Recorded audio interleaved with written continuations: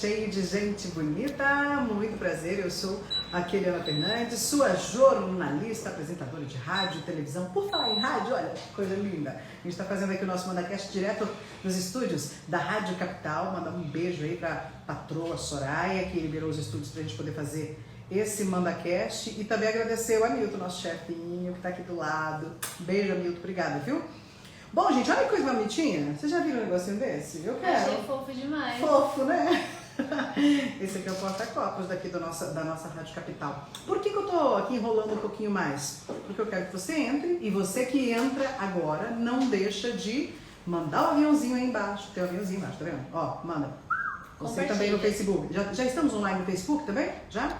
Então, galera do Facebook, não deixe de compartilhar. Chame mais gente para poder assistir e participar de mais um MandaCast que nós estamos fazendo a partir de agora. O MandaCast, você já sabe, né? É pra gente saber o que você faria se você fosse deputado por um dia. E eu estou do lado de uma jornalista revelação. É, ela que tá arrebentando a boca do balão. Em segundo lugar já aí no ranking de pretensas deputadas estaduais dentro do partido dela, que pode se eleger. Eu tô muito orgulhosa, muito parceira, viu, Sarinha? Bem-vinda. Gente, eu não vim com serviço, obrigada, meu bem. E a gente não sabe disso, meu bem. A gente trabalha muito, né? Muito mesmo. E bem, né, Sara? Bem mesmo. Então, a Sara veio aqui para conversar com a gente hoje justamente sobre os direitos, a defesa dos direitos da pessoa com deficiência. Eu não tenho lugar de fala, ela tem lugar de fala, e a gente quer ouvir todos os bichos, todos os problemas que existem no país. Afinal, deputado federal e senador é quem manda no país, na verdade? Então, todas as leis que regem o país no que diz respeito a todos os brasileiros, quem decide é o deputado federal e o deputado estadual. Não é o que decide a candidatura dela, que ela é candidata a deputada estadual, mas ela vai me dar subsídios para que a gente leve para Brasília projetos que atinjam não só o estado de Mato Grosso do Sul. Ela vai se ater ao estado de Mato Grosso do Sul, o que não for confrontado com a Constituição, com as leis federais, né, que ela é deputada estadual. Ela vai criar as leis que forem possíveis dentro da Constituição para que o estado de Mato Grosso do Sul se adeque. E a gente quer saber o que é o maior problema da pessoa com deficiência hoje no Brasil. Você que tem lugar de fala, sabe? Olha, bom, boa noite, pessoal. Uma honra estar aqui, Keliana. Eu e Keliana somos amigas e parceiras de trabalho de longa data, desde o Jornal Estado, passando pela TV Educativa, agora licenciadas, né, para sua candidatura de deputada federal, a minha candidatura de deputada estadual, e é uma alegria que essa parceria continue aí nessa caminhada política. Bom, o maior problema hoje da pessoa com deficiência, eu vou aproveitar até para falar de uma vitória que a gente teve agora na Câmara Federal, a gente teve hoje, inclusive, e para mim, assim, é uma honra tremenda eu ver que pessoas que eu conheço e que eu acredito participaram desse processo, foi a luta pelo rol taxativo da ANS.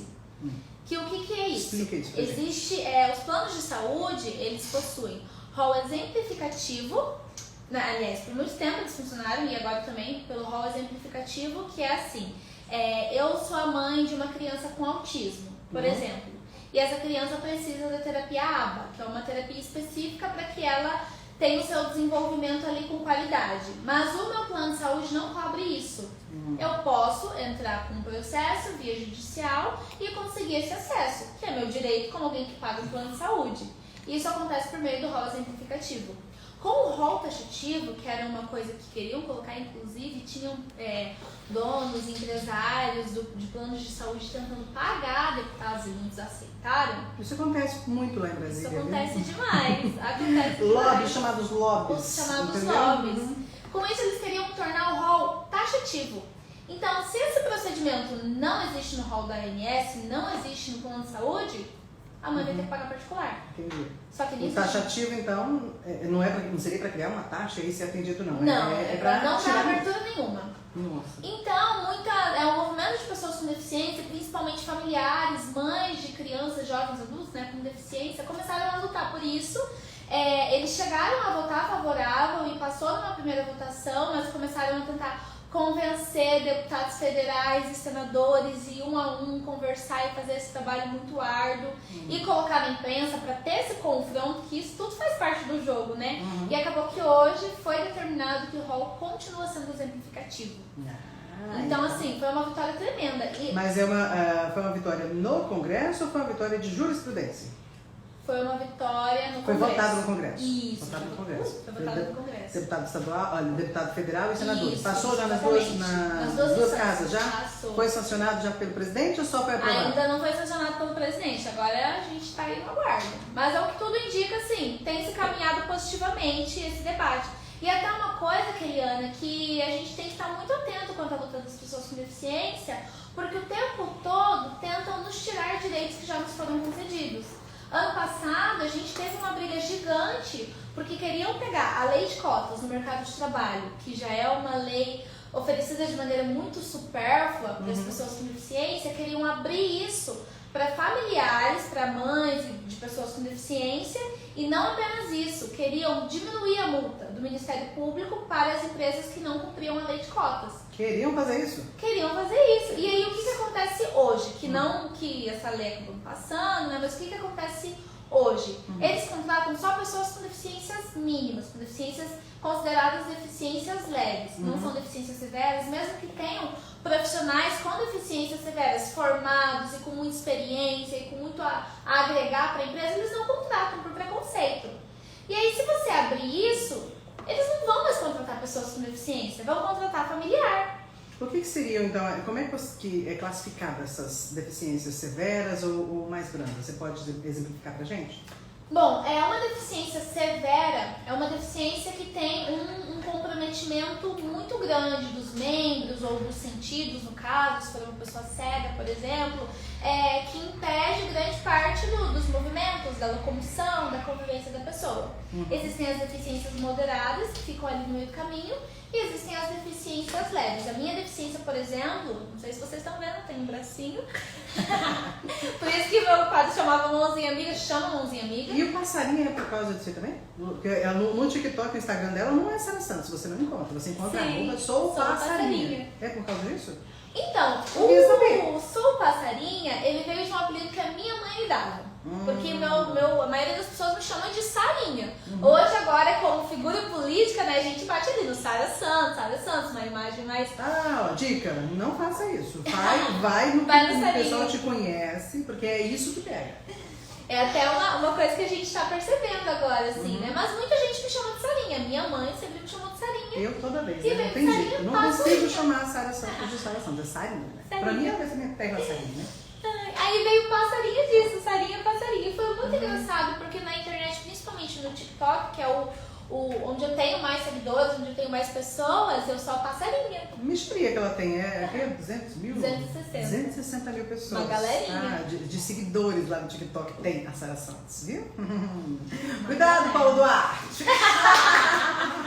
Eu tô chegando. Vou te falar um negócio, né? A gente que é candidata a deputada estadual, deputada federal, mulher, a gente sofre demais, né, Sara? A gente sofre demais porque, veja bem, lá o teu partido vai fazer aí, possivelmente, vamos torcer para que faça 2. Porque se fizer 2, aí entra a Sara Santos hoje, né? Sim. Mas se fizer só um, só entra. Sim. O Paulo Duarte, apesar dela ser muito bem votada, ela não vai entrar. Eu acho errado isso, sabia? Eu acho errado isso, mas é assim que funciona a lei brasileira para as leis eleitorais. Infelizmente, ainda é assim. E esse é um problema que eu estou analisando. Hoje mesmo eu pedi um estudo justamente para ter certeza do que eu vou falar, mas passando por cima das pesquisas de deputada federal hoje, hoje nós teríamos uma deputada federal, que seria eu, no caso. Hoje nós teríamos, porque eu estou em 4º lugar e o nosso partido, aparentemente, eu não fiz as contas totais ainda, nosso partido faria 4. Sim. Então, eu estou em 4º lugar, teríamos uma. Mas seria a única. Porque a Jane Rachoca está muito bem, por exemplo, é uma ótima candidata, uma mulher fantástica, mas em primeiro lugar na coligação dela está o Flávio Cavalmi. E ela está em segundo. Lá eles não fazem, pelas contas, eles não fariam 2, só fariam 1 também, entendeu? Aí temos uma outra pessoa que aparece muito bem também, que é a Luciana Zambuja, uma mulher extremamente inteligente, defensora também dos direitos da Luciana mulher. já foi minha chefe, gosto muito dela. Maravilhosa, né? Extremamente inteligente. Ela está muito bem, também está com um percentual bom de 0,50, só que ela é a primeira colocada com 0,50. Isso quer dizer o quê? Que lá não faz nenhum. Sim. Entendeu? Não faz nenhum deputado federal. Então ela pode ser bem votada e acabar não levando a cadeira. Isso é algo, Sara, que a gente precisa discutir bastante. As mulheres precisam prestar bastante atenção nisso, porque o risco, por exemplo, se por exemplo eu caio para 5º lugar, nós temos deputados federais na minha chapa, nós temos Dagoberto, que é deputado federal, o Joari não cai do 3º lugar, o Geraldo Rezende e Beto Pereira são os puxadores de voto da nossa chapa, graças a Deus, né? Amém, que eles façam bastante votos para levar um monte de mais cadeiras. Por isso que torço muito para que o Paulo Duarte faça muito votos, pegue Corumbá inteiro, aquela região inteira, para eu conseguir entrar. Exatamente, mas eu estou assim, alertando principalmente as mulheres nesse sentido, dessa polarização. Porque a gente vê assim, uma grande intenção de votos femininos em mulheres. Nós percebemos isso, né? Mas nós precisamos, além de ter essa vontade, sermos inteligentes, sermos espertas e estratégicas. Então, prestando atenção nas pesquisas e tentando aí fazer algum estudo, fazer um estudo realmente concreto para ter certeza do que eu estou falando. Isso é só por cima, passando pelo que eu conheço um pouco de política e sei mais ou menos como são as leis. Mas eu não fiz um por um das contas, mas pedi esse estudo e eu vou fazer depois para vocês. Isso é muito sério, porque, veja bem, se não faz a mim, se a Johnny não passa para o primeiro lugar do Flávio Cabalmi, se a Luciana não explode de votos lá no primeiro lugar, nós temos outras mulheres que são candidatas também a deputada federal. E as mulheres, elas costumam ser muito solidárias umas com as outras. Não vou votar porque é minha amiga. Vai votar porque é amiga ou vai votar porque acredita na eleição e também nas propostas, na capacidade da mulher, entendeu? A gente precisa saber diferenciar, né? A gente precisa saber ali o que é realmente o que é proposta, o que é amizade. Amizade é a mesma, gente. Amizade é a mesma. Não tem que votar em ninguém porque é amigo. Você tem que votar porque tem capacidade, porque realmente vai te representar, porque vai fazer um trabalho legal. E também se tem realmente chances de se eleger. Isso é muito importante, porque senão você, eu vou desperdiçar meu voto. Eu não acho que voto. Eu acho que. E eu estou falando exclusivamente, tá? Para as mulheres, tá? Porque se nós não nos unirmos, nós vamos ficar sem deputada federal.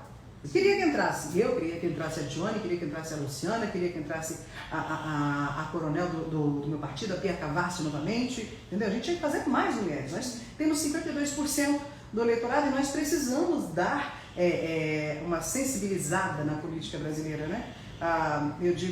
Sempre digo nos meus discursos, Sara, que a política está doente. Está doente por quê? Porque existe um desequilíbrio muito grande na política em representatividade. Que não se parece nada com o que a nossa população é hoje. De jeito nenhum. Temos 53% de mulheres na população sul-mato-grossense e isso nem se compara com o quantitativo que a gente tem quando a gente vai olhar para a nossa política, né? Justamente. Na Assembleia Legislativa mesmo, uma mulher como suplente porque o titular faleceu. Não temos nenhuma representação jovem, nenhuma, nunca tivemos. Na Assembleia tem Catã. Não temos nenhuma representação de pessoa com deficiência, nunca tivemos. E pessoas com deficiência são 21% da população sul-mato-grossense. Sul-mato-grossense? 21%. Da população brasileira é 23%. Você está fazendo mídia disso, mulher? Você está fazendo impulsionamento justamente para essas pessoas? O tempo todo. Porque eles têm que se unir, eles precisam se unir em cima da sala. E não só as pessoas com deficiência em si, mas os seus familiares. Sim, claro. Porque se a política pública não chega até uma pessoa com deficiência, o seu familiar também vai ser atingido, se não existe vaga. Para que uma mãe de pessoa com deficiência estacione numa vaga, não vai ser só a pessoa com deficiência que vai ter dificuldade, ela também. Se a pessoa com deficiência não encontra assistência à saúde de qualidade, a família também vai penar por isso. Se a pessoa com deficiência sofre preconceito e não pode contar com nenhum mecanismo de defesa do Estado, toda a família vai ser fragilizada por isso. Então essa tem que ser uma luta coletiva e não só da pessoa com deficiência. Na verdade, tem que ser uma luta de toda a sociedade, né? Mesmo quem não é familiar de pessoa com deficiência, mas a gente vai nessa direção aí, porque quando é um familiar seu sentindo aquela dor, é diferente, né? Eu costumo dizer, nada melhor do que uma pessoa que pode ou sente, ou Sim. já sentiu a dor da gente para entender a dor que a gente sente. Exatamente. Né? É a representatividade. Eu falo que a nossa Constituição ela é muito bonita, né, no papel, muito linda. Lá no artigo 1º, parágrafo único, está dizendo que todo poder emana do povo. E o povo exerce o seu poder através da eleição de seus representantes, com o voto direto. Isso acontece de verdade, Sarinha? Não, né? É só a gente dar uma olhada para os números. 85% de homens no Congresso Nacional, 15% de mulheres. Nós temos 21% de população com deficiência aqui no estado de Mato Grosso do Sul. Não temos um representante aqui na Assembleia. E eu não sei lá em Brasília. Você sabe? Você tem esses números? Em Brasília tem, eu não sei dizer exatamente quantos, mas temos alguns representantes. A Maria Gabrilli, que hoje é candidata a vice-presidência, né? Ela tem deficiência, foi deputada federal, hoje senadora.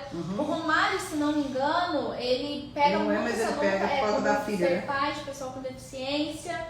Que eu me lembro de nomes grandes assim, são esses que a gente que se tem. Destacam, né? Se destacam na luta. Vamos supor que sejam só 1%. Sim. 1%. E a população... O quantitativo mesmo, em todo o Brasil, é de 1, alguma coisa que eu não me recordo agora, mas é de 1%. No Brasil inteiro, de pessoas com deficiência? De pessoas com deficiência na política. De pessoas com deficiência eleitas. E no Brasil, pessoas com deficiência que em relação à população, 23%. 23,9%. E esse é até um dado defasado, porque ele é do IBGE de 2010, que foi a última vez que fizeram uma pesquisa em relação à população de pessoas com deficiência. A gente imagina, Keliana, que esse número tenha aumentado, porque depois disso veio o terrível fenômeno da microcefalia, da hidrocefalia, a pandemia de Covid-19, querendo ou não, deixou muitas pessoas fragilizadas fisicamente, então a gente pode considerar que foram algumas dessas pessoas adquiriram deficiências, perdendo a força muscular após ter pego Covid. Então a gente tem todos essas influenciáveis que fazem a gente não saber exatamente qual é essa quantidade, mas a gente pensa que provavelmente isso aumentou. Nesse censo agora do IBGE vai ter novamente, né, o dado da deficiência, então muito provavelmente a gente vai receber isso de novo num número maior, mas estamos aí aguardando e é uma coisa muito importante porque são os dados que dão embasamento para que se façam políticas públicas de qualidade para a população. O que seria, por exemplo, uma política pública ou uma lei que a Sara Santos, como deputada estadual, vai implementar aqui no estado, que não confronta com a Constituição, sim, mas que a gente pode expandi-lo, eu indo para Brasília junto contigo, para você para a Assembleia e para Brasília, a gente consiga expandir isso para o Brasil inteiro, que vai atingir essa população de 23%. Olha, Keliana, eu tenho até uma ideia para você colocar no seu plano de mandato. Vamos lá. Por favor, anotando, Natalia. Se Deus quiser, você vai ser eleita e eu quero ver isso lá em Brasília. É uma coisa muito não trabalhosa, como de se desenvolver como deputado federal e que vai mudar muito a vida das pessoas com deficiência. Hoje, pessoas com deficiência, elas precisam de um laudo para comprovar a deficiência, certo? Mesmo, né, pessoas com deficiências visíveis, pessoas com deficiências permanentes, elas precisam desse laudo. Eu preciso de um laudo para comprovar a minha deficiência, para entrar no concurso público, para entrar no cinema, por exemplo, mesmo que a minha deficiência seja visível. E tudo bem, né? Isso não é um problema. No entanto, esse laudo ele tem que ser emitido periodicamente. Então, é anual. Então, por exemplo, eu quero fazer um concurso, eu tenho que apresentar o laudo. Eu quero, e aí dali a 1 ano e meio, eu quero me inscrever em algum programa governamental. Eu tenho que apresentar outro laudo, eu tenho que emitir esse laudo novamente. Mesmo que a minha deficiência seja permanente. E para determinados tipos de deficiência, tem que ser laudos específicos. Por exemplo, pessoas que têm mielomeningocele, que é uma deficiência que atrofia a espinha da pessoa. Algumas são carregantes, outras não. Elas têm que ter um laudo especificamente de um ortopedista. Pessoas com deficiência intelectual, elas têm que ter um laudo especificamente de neurologista. E aí você imagina o contexto, uma família de baixa renda, uma pessoa com deficiência de baixa renda, que depende do Sistema Único de Saúde. E todo ano tem que ir atrás de um neurologista só para ter um laudo. Para muitas das vezes, coisas que têm prazo. Concurso público tem prazo. Inscrição em programas governamentais, em programas de instituições privadas, tem prazo. E aí ela tem que ficar naquela correria todo ano. E para muitas pessoas com deficiência, até mesmo o sair de casa é difícil. Ah, com certeza. Então, a minha proposta, que inclusive isso está no meu plano de mandato, é quer fazer um laudo permanente para pessoas com deficiência permanente, porque não tem porquê esse laudo ser periódico. Não existe. Visíveis, né? Exatamente. Se você tem ali um laudo de um profissional, uma coisa que ela só precisa emitir uma vez, a pessoa com deficiência não vai ter que ficar retornando ao médico e pegando fila e passando por situações muito desnecessárias para uma coisa que já tá ali, que já tá pronta. Então, assim, Anotou? Anotou? Compromisso feito. Aí eu quero fazer mais pra frente compromisso feito com a Sara, compromisso cumprido com a Sara e as pessoas com deficiência. Pode deixar. Gostei muito, tá vendo? A gente precisa ouvir as pessoas de lugar de fala para elas realmente nos dizerem como é que elas sofrem. Não tem como eu falar sobre isso, não tenho deficiência, né? Então, gostei muito desse projeto, muito bom. São coisas muito específicas, assim, e é justamente por isso que eu sempre repito, que é o nada sobre nós sem nós. Se você quer fazer políticas para uma comunidade, ouça essa comunidade. Hoje, a gente vê aí muitos candidatos com muitas propostas para pessoas com deficiência. Parece que nessa época, lembra que pessoa com deficiência existe? Gente, eu já deixo claro que a Keliana nunca foi essa pessoa que desde antes dela considerar ser candidata, ela já estava me puxando para tudo que é lugar para falar sobre deficiência. Obrigada, benção. Mas a gente tem muito disso hoje. Olha, eu não sei, minha filha. Sim, e aí você vai abrir o plano e você vê que é uma coisa que às vezes a gente nem precisava. Que era uma coisa que nem era necessária. Mas que o governante ou o candidato a governante, ele vai lá e faz de maneira supérflua porque ele não conhece a comunidade, porque ele não se deu o trabalho de ouvir. Mas, Sara, você falou um negócio que é extremamente importante e recorrente na política brasileira, né? E a gente está, principalmente fazendo esse MandaCast, e eu estou impulsionando, estou mandando para todo mundo, porque o pessoal tem que entender o que acontece na política brasileira. O vício da política brasileira é do oportunismo, né? Como o lugar de fala que eu tenho é nos direitos da mulher e direitos da criança, que foi abusada e também sofreu violência doméstica, casada ainda. Então, isso aí eu tenho lugar de fala, eu posso falar o que a gente sofre. E eu falo disso desde 2010. A gente fala sobre o que a gente gostaria que tivessem feito pela gente quando a gente sofreu. Justamente. Aí agora, na época da eleição, já desde... Eu estava no ar ainda quando um certo deputado federal de mandato, né? Bem conhecido inclusive, a família bem conhecida, resolveu colocar aí um projeto de lei em cima de uma lei que já existe, se a gente for olhar, uma lei que você só está fazendo de conta, na realidade. Colocando em palavras diferentes. E é assim, apresentando o projeto. Aí faz um estardalhaço, porque eles têm verba para poder custear, né? Ai, fulano de tal, deputado federal, apresentou um projeto em defesa da mulher. Meu Deus, quero morrer do coração, porque está lá no terceiro mandato ou quarto mandato, entendeu? Nunca fez nada, nunca falou nada. Agora, porque realmente... Aqui no estado, e eu me orgulho muito mesmo de dizer que sou sim a embaixadora, acho que a jornalista embaixadora da defesa dos direitos da mulher, principalmente em relação à violência doméstica e feminicídio, justamente por fazer isso já lá atrás. Me orgulho disso, mas não é porque eu me orgulho do que acontece, é que a gente faz realmente com o coração, que a gente já sentiu na pele, né? Então, assim, esse oportunismo que existe entre os deputados de mandato, eu não vou aqui generalizar, não são todos, tá? Mas esse deputado, por exemplo, fez algo que eu abomino. Você está usando uma dor. Exatamente. Público, os recursos públicos para fazer a manutenção da sua imagem. Exatamente. Aí vem um outro deputado estadual, que eu, por exemplo, conheço, né? Então, assim, que diz, na semana ali qual foi a semana? Não me lembro qual foi a semana. Uma semana ali, acho que eu não sei se era dos namorados, sei lá quando. Entrou com uma matéria de que fulano de tal pede esclarecimento. Não, como é que era, gente? Eu tenho até a matéria aqui, não vou mostrar não. Depois quer falar aqui meu MandaCast, não vai não, querido. Aqui não, meu amor. Mas falando assim, ó, alerta para os relacionamentos abusivos, entendeu? Na semana, fulano de tal alerta para os relacionamentos abusivos. Conhece a peça, entendeu? Faz isso dentro de casa, entendeu? Pelo amor de Deus. É o que muito tem. Faz isso dentro de casa, entendeu? Conheço faz muito tempo. Falta uma autocrítica. Tem candidato a deputado federal, por exemplo, que tem vídeos dele espancando a esposa lá com câncer. Tá? E pós aí girou bom samaritano. Para Ah, gente, olha, eu vou falar uma coisa pra vocês. Eu não vou começar a dar nome aos bois por enquanto, mas se começarem a continuar enchendo a minha paciência, indo atrás das minhas lideranças, em cima das pessoas que a gente está realmente captando para poder acreditar num projeto, eu vou começar a falar os nomes.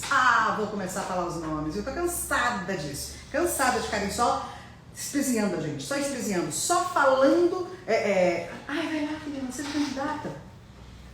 No finalzinho, gente com muita grana vai lá e abocanha os nossos votos. Por quê? Se aproveitam da desinformação. Exatamente. Eles não esperam, mas quando veem que isso é possível, vai lá e pega uma parte, não todos, porque senão eles também não vão, não é verdade? Tô realmente de saco cheio disso. Saco cheio. Outro chega lá em Dourados, e diz que eu não moro mais em Dourados. Ué, eu moro em Dourados e Campo Grande, trabalho aqui, moro lá, tenho casa lá, tenho casa cá. Não deixei de ser douradense por causa disso. Mas fala isso pra quê? Porque Dourados é bem barrista? É pra dizer que eu abandonei a cidade. Sim. Quer dizer, eles que estão lá, inclusive são pessoas com mandatos ali, não cuidam da cidade, que está realmente arregaçada. Dourados está um horror. Eu nunca vi Dourados do jeito que está. Mas tem candidato lá, né, que poderia fazer algo para poder cuidar. Em vez de cuidar da campanha deles, querem destruir a campanha dos outros. Gente, eu não estou fazendo campanha de destruição de campanha de ninguém. Estou fazendo campanha de propostas, de defesas que eu faço há muito tempo. Agora, se querem começar, eu vou dizer para vocês uma coisa, hein? Eu sei muito podre e vou começar a soltar. Fica bem tranquilo, tá? Vou começar a soltar. E não é de um só, não. Me agarra. Tô cansada, sabe, velho? Para com isso. A pessoa traz pergunta? Então faz pergunta. Pede pro pessoal fazer pergunta, você vai responder. Vai, gente, faz pergunta aí, começa a perguntar. Só não adianta perguntar quem é por enquanto eu não vou falar. Mas se vocês tiverem nomes para colocar aí, não sei eu que estou colocando. Não façam isso não, porque sabe por quê? Porque já existe hoje uma forma da gente, da polícia, descobrir os IPs de onde saíram certos tipos de ataques. É para a gente prevenir os haters, entendeu? Então, não façam isso, não digam algo que você tenha certeza, não compartilhe algo que você recebeu de alguém que você não tenha certeza, porque mesmo que você não tenha originado aquilo, só de você compartilhar, você se torna cúmplice e a polícia vai te chamar, no mínimo, vai te tirar uma dor de cabeça. Né, Sara? No mínimo vai te dar uma dor de cabeça e a gente tem que tomar muito cuidado com isso, né?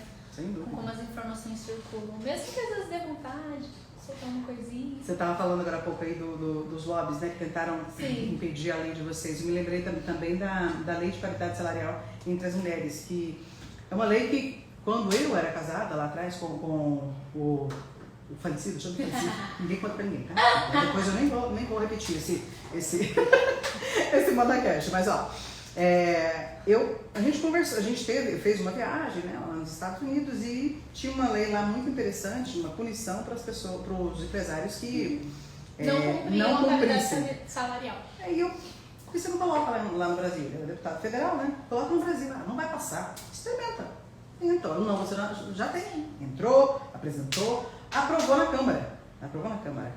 Isso foi em 2011, se eu não me engano, 2011, tá? Aí foi para o Senado. Tudo certo, a Dilma estava pronta para poder assinar a sanção do projeto na hora que passasse no Senado. Aí baixou o pessoal ali do Rio de Janeiro, grandes empresários, eu suponho, né, a Federação da Indústria do Rio de Janeiro, Minas Gerais, e faz o quê? O lobby. E quem confirmou isso foi um senador da República este ano. Por quê? Ano passado, eles retiraram da gaveta, Simone Tebet conseguiu retirar da gaveta o projeto, aprovaram lá, porque naquela época esse senador que era do MDB na época, ele pediu vistas do projeto e engavetou. Ninguém nunca mais falou sobre ele, desde 2011.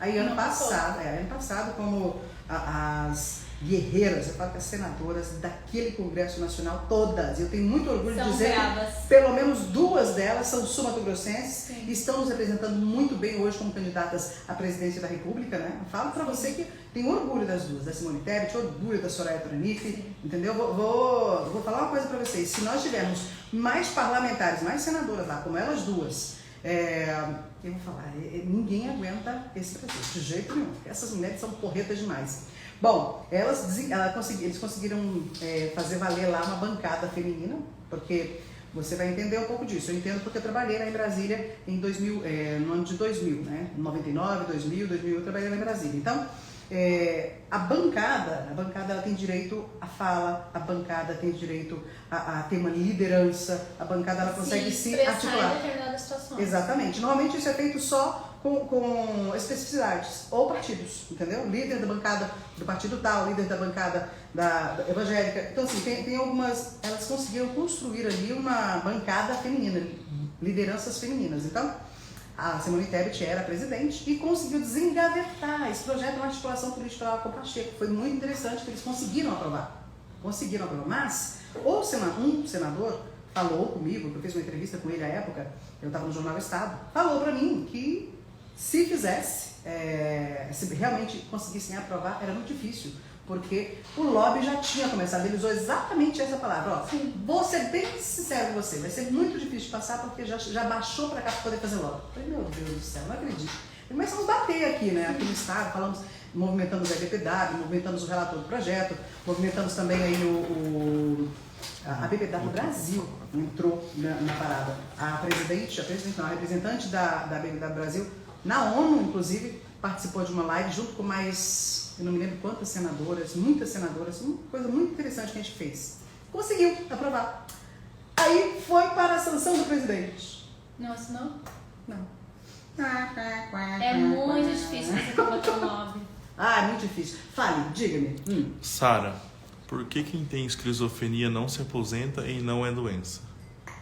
A esquizofrenia, na verdade, ela é considerada uma doença, né? Ela é considerada uma doença, mas ela não é considerada uma doença passível de aposentadoria mesmo. Como Tanto pelo BPC quanto pelo LOAS, inclusive, tá aí um bom projeto de lei. Gostei. De você incluir essas pessoas. Hã? Quem perguntou? A Nádia. Mas existem algumas deficiências e não deficiência, né? Porque esquizofrenia não é uma deficiência, é doença. E aí tem uma outra coisa, deficiência e doença são coisas diferentes.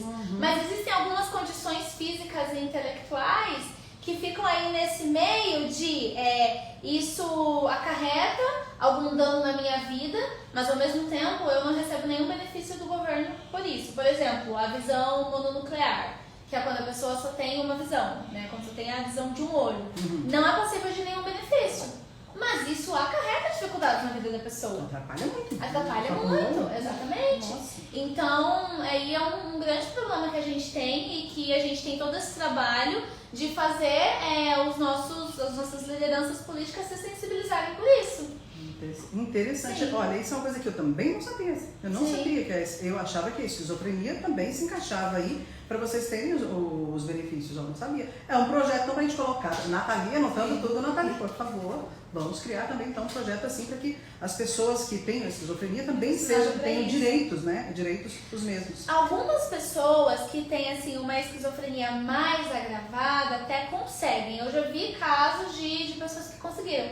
Mas é tudo muito subjetivo, fica na mão do advogado, fica na mão do juiz que pegar o caso, fica tudo muito flutuante, sabe? As pessoas com deficiência ou com... Mas como é que podem contar com uma certeza. Como é que é avaliado isso? É tipo assim, é igual grau de autismo, por exemplo? É por graus? É esquizofrenia grau 1, grau 2? É assim também ou não? Inicialmente é por graus. Mas aí entra a competência do advogado, entra a decisão do juiz, mas inicialmente é por grau, só que a gente não tem aquela escala dura e definitiva, até porque a deficiência em si, ela é subjetiva, né? A gente tem, por exemplo, pessoas com... Mas é estranho não encaixar, sabe por quê? Porque a esquizofrenia ela é uma deficiência no cérebro. Sim. E ela é uma deficiência no cérebro, querendo ou não. A pessoa pode ter desmaios no ambiente de trabalho, a pessoa pode ter surtos agressivos. Sim, precisa de medicamentos que são caros e nem sempre o Sistema Único de Saúde fornece. Muitas pessoas com esquizofrenia precisam de cuidador. E isso também é uma coisa cara. Sim, extremamente. E que hoje o home care no nosso Brasil não inclui esse tipo de coisa. E vou falar mais, existem graus tão sérios, que às vezes a pessoa até chega a matar, ou estuprar, abusar sexualmente em um surto extremo, entendeu? Então é algo que a gente precisa pensar com muito, mas com muito zelo, cuidado. Mas precisa de quê? De ter pessoas representando essa classe, né? Precisa de pessoas com deficiência representando, ou no mínimo mais mulheres. Porque quem sempre fica cuidando praticamente das pessoas com deficiência em casa? As mulheres. Quem? São os homens? Não são, né? Inclusive, existem muitos casos de famílias em que nasce uma criança com deficiência e o que acontece? O homem vai embora, a mulher fica com a criança. Muitos casos, Keliana, é muito comum. São mais comuns do que a gente imagina. Eu quero aqui só fazer aí uma atenuante para mim, para as pessoas, para os homens que acabam cuidando. As mulheres saem também, né? Existe, é muito pequenininho, a gente sabe, mas eu quero aqui ser bem justa, eu não gosto de generalizar em absolutamente nada, eu digo que toda generalização é burra, então assim, não estou dizendo que é generalizado, viu? Mas a maioria é assim, quem fica cuidando é a mãe. Inclusive, nessa briga do rol taxativo da ANS, quem encabeçou foram mães de crianças e jovens com deficiência. Se você vai olhar a foto delas indo até o Senado, toda vez viajavam para Brasília, faziam um movimento, a gente teve mães de crianças com deficiência que se acorrentaram na frente do Senado. Eram sempre mulheres. Se você vai olhar as fotos, são sempre mulheres. Né? Então, na maioria das vezes, são as encabeçadoras dessas brigas e de todas essas questões. E as mães de pessoas com deficiência têm um papel muito importante. Olha, outro projeto que eu pensei agora também, já vou estudar a respeito disso, porque já não existe uma lei, isso é uma ideia que eu tive agora. Nós queremos mais mulheres no poder, não queremos? Nós não conseguimos aprovar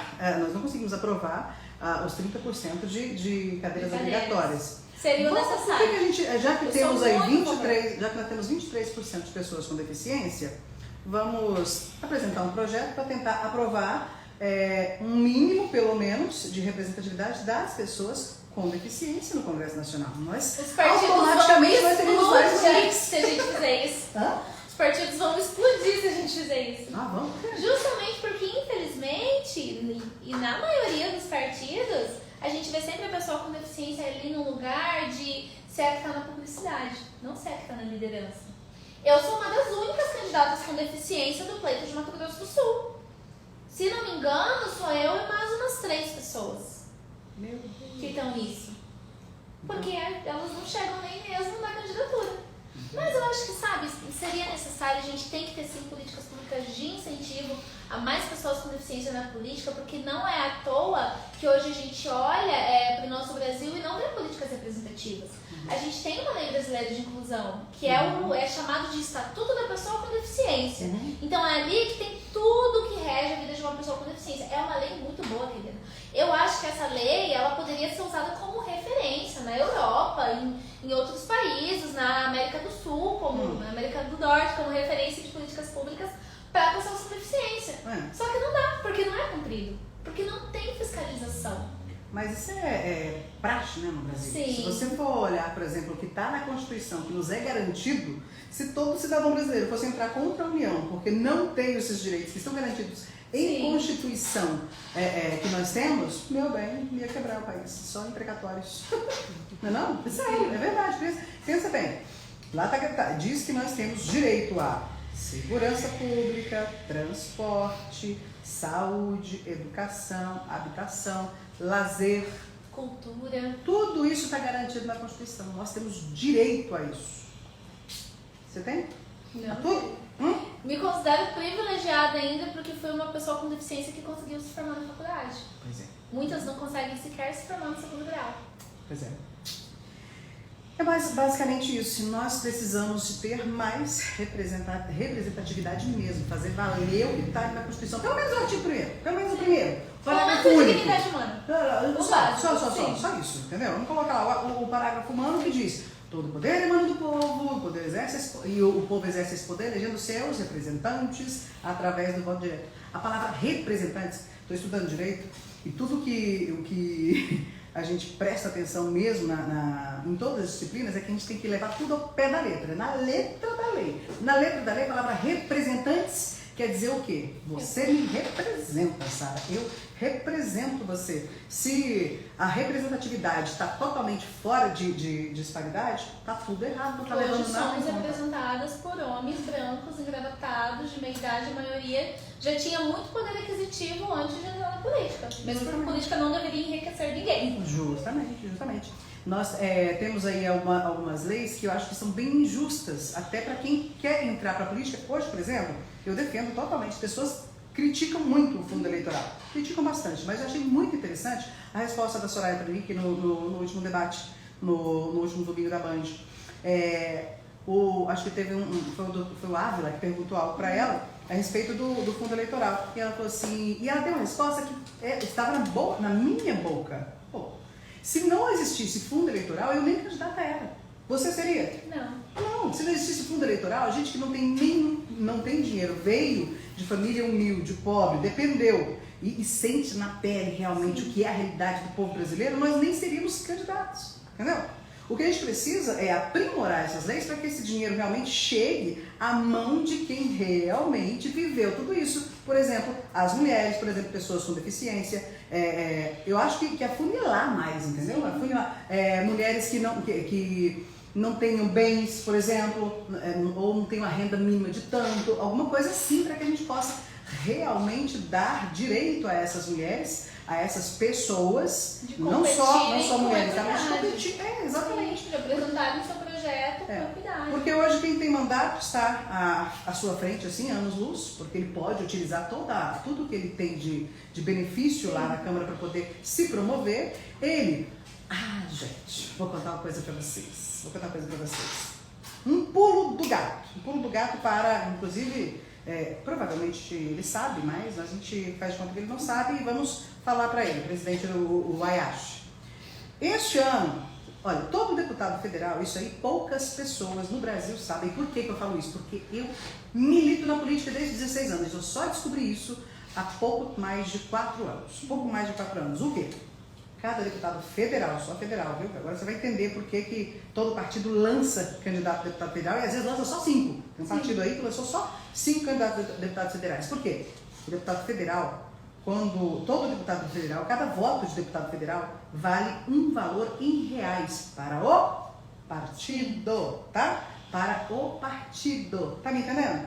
Sim. Então, assim, e neste ano, por causa das regras eleitorais aí que estão tentando beneficiar mais a mulher, cada voto de deputada federal, mulher, vale o dobro do de homem. Entendeu? O dobro, mas nem assim a gente consegue o dobro de investimento desse. Sim, fazer o dinheiro chegar lá na conta. Não chega, ainda assim não, entendeu? Então, assim, são estruturas políticas, são coisas que a gente vai aprendendo com o decorrer da vida, que a gente fala assim, poxa vida, então, por quê, né? Eu não sabia disso. Até imagina, você sabia disso? Não sabia. Todo eu deputado sabia do deputado federal. Do deputado federal mulher, eu não sabia que seria o dobro. Pois é, mas eu, deputado federal, eu descobri só há 4 anos atrás, Sim. em 2018, que eu fui candidato pelo PROS. Quem abriu isso para mim foi o presidente do PROS, Eurípides, entendeu? Esse ano eu já sabia disso, porém não sabia da obrigatoriedade de ser duplicado. Então, assim, tudo que a Luciana, a Coronel, a Cavassi, todas nós mulheres conseguirmos de votos, o partido vai receber em dobro do que os candidatos masculinos, do que os candidatos homens. Então, assim, no mínimo, pela coerência, né, e pela justiça dos presidentes de partidos, a gente tinha que ter o dobro de investimento, né? Tá aqui, cola. A gente vai tentando. E vou te falar uma coisa, eu não posso reclamar muito do meu partido, não. Meu partido está me ajudando bastante. Sim, meu presidente estadual está me ajudando bastante, mas ainda assim a gente sente aí uma certa preferência masculina, infelizmente, que existe dentro do nosso estado, dentro do Brasil, né? A cultura machista impera, e pior que impera, inclusive, dentro das mulheres. Sim, eu acho que talvez, Seriana, a gente até pode dizer que a gente está numa posição, digamos que de privilégio, porque a gente estava na mídia antes de considerar uma candidatura. Sim. E a gente sabe da importância que a gente tem para ambos os partidos. Exatamente. Mas a gente precisa pensar em todas as outras mulheres de outros partidos também, que estão ali ou tentando uma primeira candidatura, ou dando seus primeiros passos, que não que não tiveram as mesmas oportunidades e o mesmo apoio que a gente teve. Se a gente for olhar num âmbito geral e mais amplo, a competição ainda não é justa. Não, de jeito nenhum, mas está muito longe de ser justa. Sim. Muito longe. E aí não adianta nada você colocar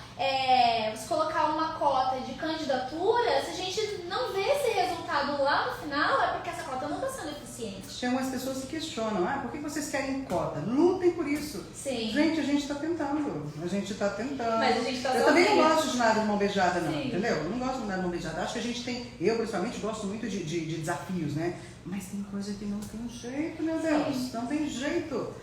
Você pode observar que as mulheres que têm realmente nomes na política brasileira, ou elas eram casadas com políticos, são ex-mulheres ou viúvas, ou elas são filhas de políticos conhecidos.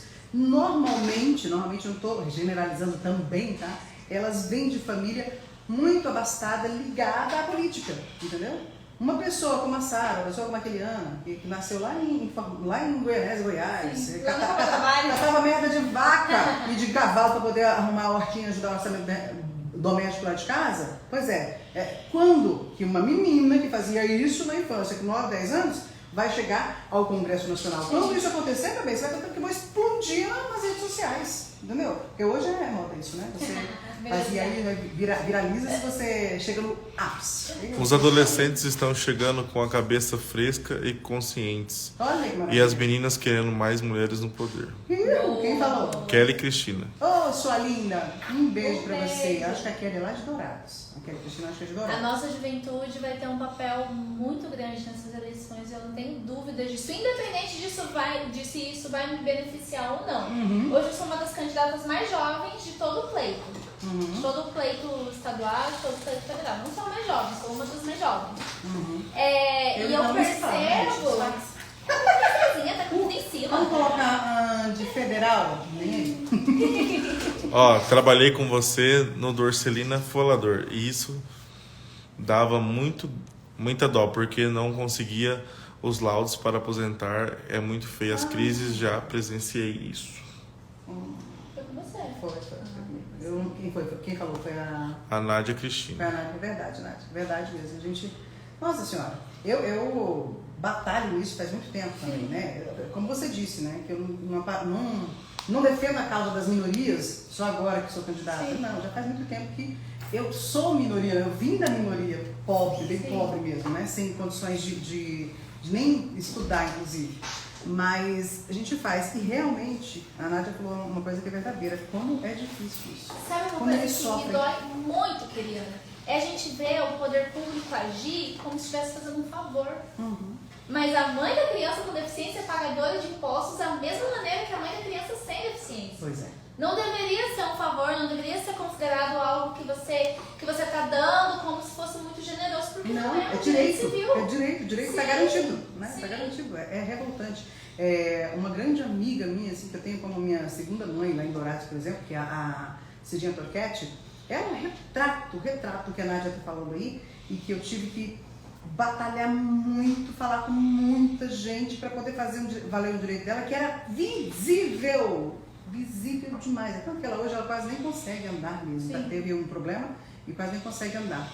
Mas assim, todo mundo que conhece a Cidinha sabe que a Cidinha a deficiência dela é visível para ela conseguir se aposentar, mas você não tem noção de quanto tempo ela tentou. Tentou muito tempo e não conseguia. Ela conseguiu um tempo, um temporário, e aí para poder fazer tinha que estar sempre fazendo como é que fala, revisão? Revisão. Pronto. Que é uma luta. Nossa, pois é, tinha que estar fazendo até conseguir encostar, mas o tempo que nós levamos, que eu falo nós, porque ela começou até, talvez antes de eu entrar na vida dela, mas depois que eu entrei na vida dela, eu ainda tentei muito, nós conseguimos há pouquíssimo tempo, e isso com advogado, não, é muito difícil, quem não tem nem informação de que a Defensoria Pública pode ir atrás, e o defensor público faz realmente o trabalho do jeito que um advogado realmente pago faria? Ai, gente, é tanta coisa, é tanta desigualdade, viu? Deixa eu Não falar. faz, sim. Complicado. Querendo ou não, é sucateado. É sucateado. E aí, quando a gente vai analisar o quantitativo de pessoas com deficiência que a gente tem no Brasil, e a mesma situação se aplica a Mato Grosso do Sul, a maioria das famílias que têm pessoas com deficiência são famílias de baixa renda. Então, são famílias que muitas das vezes não têm acesso à informação, Sim. que muitas das vezes não têm acesso sequer a um transporte de qualidade para levar o filho numa cadeira que é pesada para ir correndo atrás desses direitos. Porque você vai num lugar, você toma um chá de cadeira, você vai em outro lugar, você toma outro chá de cadeira. É uma luta muito grande. Né? Então, falta o básico. Se falta o básico, é mais difícil aposentadoria, como um cuidador. É muito complicado. Isso vai continuar acontecendo enquanto nós não tivermos fazendo valer o que está lá mesmo no parágrafo único do primeiro artigo da nossa Constituição, entendeu? Que é a representatividade. Lembre-se desse nome, viu? Representatividade, tá? Se você tem lugar de fala em algum dos nichos, por exemplo, o nicho da minha amiga e querida jornalista maravilhosa, competente, que eu amo de paixão, Sara Santos, tem? Então, essa nação você tem que eleger para deputado estadual. Se você tem lugar de fala para deputada federal, às vezes você não tem lugar de fala, mas conhece alguém muito próximo, né? Que tem lugar de fala na violência doméstica, no abuso infantil, mas se você for buscar mesmo os dados, 1 em cada 3 mulheres já foram agredidas no Brasil. Todo mundo conhece pelo menos uma mulher que já passou por uma situação de violência doméstica no Brasil. Então, veja bem, seria pensar na coletividade, mas eu, com lugar de fala, estou aqui colocando meu nome à disposição. 455, qual é o seu número? 40.700. Deputada federal e deputada estadual. Bom, esse foi mais um MandaCast. Antes da gente encerrar, eu quero que você me fale. Você falou um projeto para mim, depois me deu tive mais um monte de ideias, mas a Sara Santos, se fosse deputada federal por um dia, se não for nem dentro do seu nicho, fala para mim. Ó, eu ia entrar lá e ia fazer isso. Ó, você tem o direito de fazer uma lei, você tem o direito de construir uma obra. O que você faria? Agora eu vou te dar uma ideia mais desafiadora. Vai. Ó, que inclusive também tá no meu plano de mandato, que é um grande sonho, assim, implantar isso aqui em Mato Grosso do Sul e fazer com que Mato Grosso do Sul se torne uma referência em políticas públicas para pessoas com deficiência. A gente já ouviu a Mara Gabrini falar sobre isso uma vez, mas justamente falar sobre quanto seria difícil. Mas a gente gosta de coisa difícil. Vai. Desafio é pra gente mesmo. Pessoas com deficiência muito severas, que têm dificuldade completa de locomoção, elas vivem assim num extremo de vulnerabilidade social que a gente nem conhece. Porque é muita vulnerabilidade mesmo. Eu posso falar para você que conheço, porque faço campanha já há muito tempo aqui no estado de Mato Grosso do Sul. E conheço, vou te falar, situações degradantes, de pessoas com deficiência. E isso compromete, quando a deficiência é muito severa, não só a capacidade de trabalho da pessoa, mas também da família, porque tem que se comprometer com os cuidados 24 horas por dia, certo? Então, o que eu pensei? Em um auxílio para fornecer a autonomia dessas pessoas e um auxílio para pagar cuidador. Entendi. É muito importante. Sim. Muito importante. Será que a gente não poderia talvez incluir isso já estou pensando alto, já ficar quieta aqui, senão vai pensar alto, mas não. Gostei, achei muito interessante. A gente pode incluir isso dentro de auxílios que já existem. Não é o LOAS é para a pessoa com deficiência que o cuidador, no caso, administra. E tanto o LOAS quanto o BPC, eles vêm numa quantia muito ineficiente, porque, por exemplo, de acordo com a deficiência, a gente pode considerar aí os gastos que uma pessoa com uma deficiência um pouquinho mais moderada, severa tem. Porque, por exemplo, a minha deficiência é considerada uma deficiência leve, eu não preciso de muitas coisas. Mas uma pessoa que anda em cadeira de rodas, muitas vezes ela pode precisar de fraldas, muitas vezes ela pode precisar de sonda, muitas vezes ela pode precisar ter acesso a algum medicamento que não tem no SUS, ela vai gastar com transporte e locomoção para as suas terapias, para as suas atividades relacionadas ao tratamento. Uma cadeira de rodas, Keliana, custa no mínimo R$7.000. E tem manutenção, e tem várias questões aí dentro da manutenção da cadeira de rodas ou do equipamento que ela utiliza. A casa precisa ser acessível? Pelo menos a casa, já que a cidade não é, pelo menos o ambiente que ela vive tem que ser acessível para ela. E isso também exige manutenção. Então, assim, a vida de uma pessoa com deficiência, sem dúvidas, custa mais do que a vida de uma pessoa sem deficiência. E o benefício do BPC e do LOA, se você tem uma deficiência um pouquinho mais severa, já não é suficiente. E aí o pessoal vai tentar entrar no mercado de trabalho porque tem uma lei de cotas, mas ela não consegue entrar no mercado de trabalho. Então, assim, eu acredito que para casos de deficiências mais severas, BPC e LOAs não são suficientes. E a gente precisa pensar em estratégias para que essas pessoas tenham um mínimo de dignidade, para que elas não precisem. E é uma coisa que eu, estando dentro da luta da militância das pessoas com deficiência, eu vejo com muita frequência, talvez você, como alguém envolvida com as minorias, também veja, que é o tempo todo essas famílias fazendo vaquinha, fazendo rifa, indo atrás de doação. Isso é uma situação que não precisaria acontecer. Galinhadas, nossa, demais. A gente ajuda um, depois ajuda outro e vive nisso constantemente. Acaba uma situação, vem outra situação. Sempre E essas pessoas dependendo também da não conforto. boa vontade das pessoas, Sim, né? Ainda bem que o sim. brasileiro é um povo solidário, né? A gente não tá pedindo luxo, a Não. gente não tá pedindo um extremo conforto, a gente tá pedindo o básico de dignidade. Que é a pessoa ter um cuidador para que o seu familiar possa ir atrás do pão de cada dia e sustentar a família.